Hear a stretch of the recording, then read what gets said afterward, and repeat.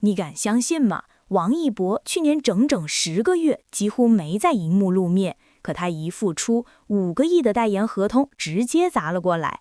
而他带火的不只是饭圈，还有整个中国赛车圈。比亚迪这样的国产巨头，甚至狂砸数亿也要杀入赛车场。表面看是明星跨界玩赛车，背后却是一场顶流车企和欧洲老牌车队之间的资本暗战。周冠宇征战 F1 靠实力，王一博在 China GT 却能让看台一票难求，机场瞬间被绿色应援服淹没。赛车到底是纯粹的竞技，还是最赚钱的牌照生意？王一博究竟是流量工具人，还是真正重塑中国赛车生态的引路人？大家好，我是黎春正，今天我们来揭秘这场隐藏在赛道轰鸣背后的资本局。王一博带火赛车圈，比亚迪狂砸数亿也要玩赛车，揭秘牌照生意。王一博去年有整整10个月没怎么在荧幕露面，但他一开张5个亿的代言合同就砸了过来。如果你以为这只是饭圈的狂欢，那就太小看这场赛车背后的资本暗战了。现在的中国赛车场早已不是发动机轰鸣的纯粹竞技场，而是一场由顶流明星、国产巨头和欧洲老牌车队共同编织的资本局。王一博比周冠宇更让车企狂欢吗？在赛车圈，技术含量程和商业价值往往是两码事。AI 曾给出一个刻薄但真实的评价：周冠宇像赛车界的易建联，闯入 F1 是实力使然；而王一博在 China GT 的水平更像是 CBA 低水平球队里的优秀选手。但事实是，王一博去年的商业价值是王嘉尔的2倍，谷爱凌的4倍。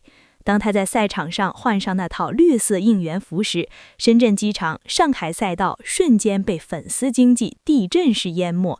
对于赞助商而言，赛车手开得好不好真的没那么重要，重要的是他能不能带来流量。韩寒用电影把赛车常识带给大众，王一博则用流量让原本冷清的看台一票难求。这种降维打击式的商业逻辑正在重塑中国赛车的底色。赛车不仅是运动，更是一场极致的娱乐秀。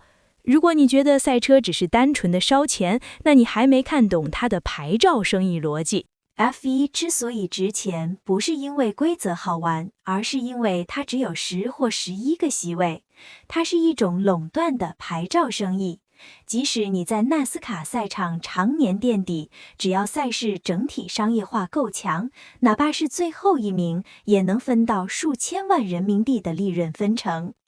这解释了为什么中国车企开始疯狂砸钱。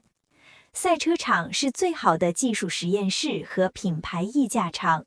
以往这个圈子被欧洲合资品牌垄断，但随着合资车在国内销量下滑，他们的投入意愿已经降至冰点，甚至出现了蔚来在2019年因经营问题无奈卖掉首个 F1 冠军车队的尴尬局面。现在的局势是，像比亚迪这样的国产巨头正试图通过重金投入打破欧洲团队的漫天要价。以前中国车企想去纽博格林刷圈，找个欧洲团队就会被当成肥羊，对方甚至会高冷地回一句：“我们不对游客开放。”现在，中国资本正在构建自己的工程师梯队，试图通过产业链的自主化，省掉那笔重折过亿的智商税。钱能买到牌照，却买不到顶级的车手基因。中国赛车界的现实极其残酷，从卡丁车到方程式，淘汰率高达90%以上。很多人半途而废，表面看是没预算，深层看是认知的缺失。冠军车手叶红丽揭露了一个扎心的真相：很多有天赋的中国孩子是被家长耽误的。在欧洲，家长看重的是孩子的专注力和自律，但在中国，很多家长在赛场上只要看到孩子没拿第一，下来就是一个耳光。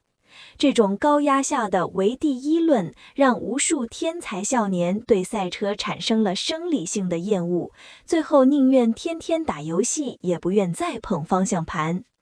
对比之下，欧洲的赛车文化有着几代的血脉积累，他们的车手往往体脂率极低，眼神坚毅如抗战将领，那是长期处于极端刺激下的生理重塑。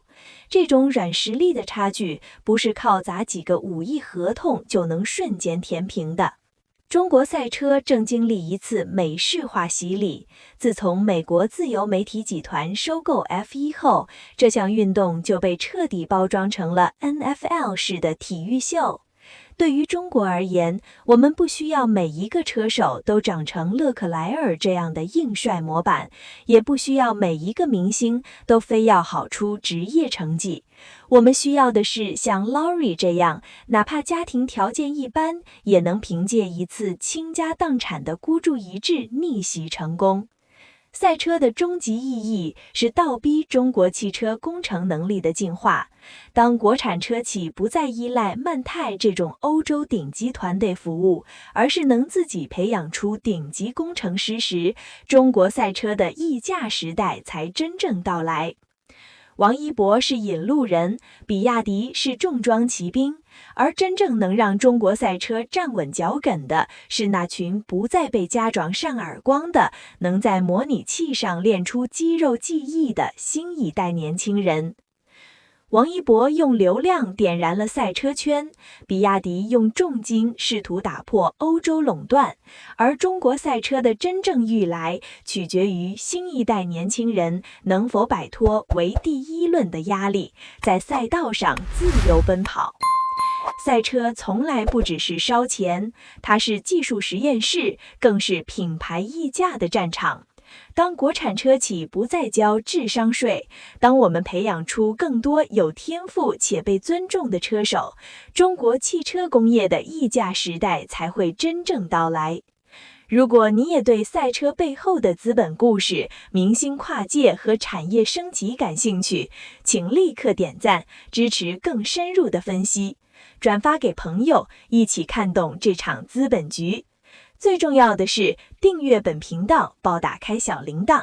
我黎春正将继续为你带来更多硬核解读，下期不见不散。感谢观看，欢迎在评论区告诉我，你认为王一博对赛车圈的贡献更大，还是技术车手更重要？